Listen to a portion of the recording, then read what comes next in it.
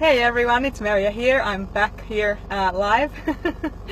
It's good to be here with you in this group. It's amazing group of people who are looking at their stuff, working on their journey. It's such a privilege to be a part of this. So thank you for all of your work and your sharing. It's awesome. So today we're talking about this part 2 of the coping mechanisms, and somebody was asking me after the last live, am I always in the car? And the answer to that is I'm often in a car.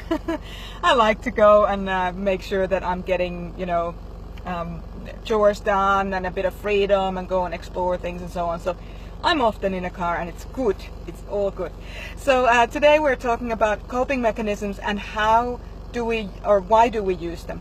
So, we were talking about how coping mechanisms kind of come about, or what they are, in the last session, and I asked you to observe yourself.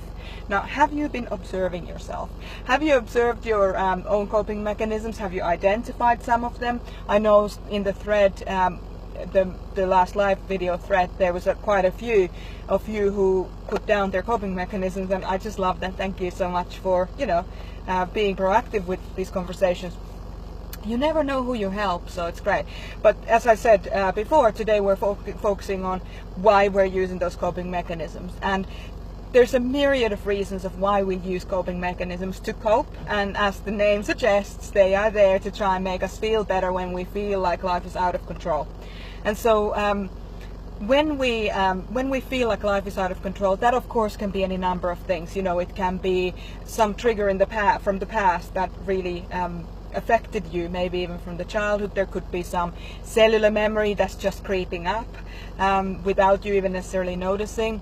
And there could be things that just simply are not right for you. Something's not aligned with your authentic life, and as such, if it's something that you need to, something in your life that you need to kind of tolerate, we then tend to try and come up with coping mechanisms to just take the edge off of life. And we all have that. We all have stresses we're not aware of. We have stresses we are aware of. Sometimes we are aware that we have coping mechanisms. So last week you were identifying what are the coping mechanisms that you have.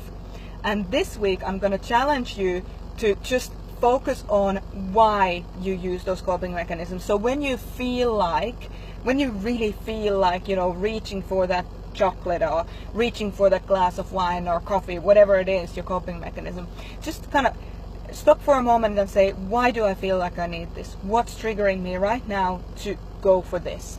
And then start writing things down. So this week's challenge is predominantly just saying, hey, why are you triggered? Why are you reaching for that coping mechanism? And again, we're not trying to necessarily fix anything yet. We'll get to that next week in how to deal with these coping mechanisms and how to transform those unhealthy behaviors or displaced behaviors. But this week, I'm just going to challenge you to ask yourself why. Why am I going for this? And then write those things down. And I would love, love, love it if you shared your comments, your thoughts, your questions underneath the video here. Have a great weekend, everyone. It's such a pleasure and such a privilege to be here with you. See you soon.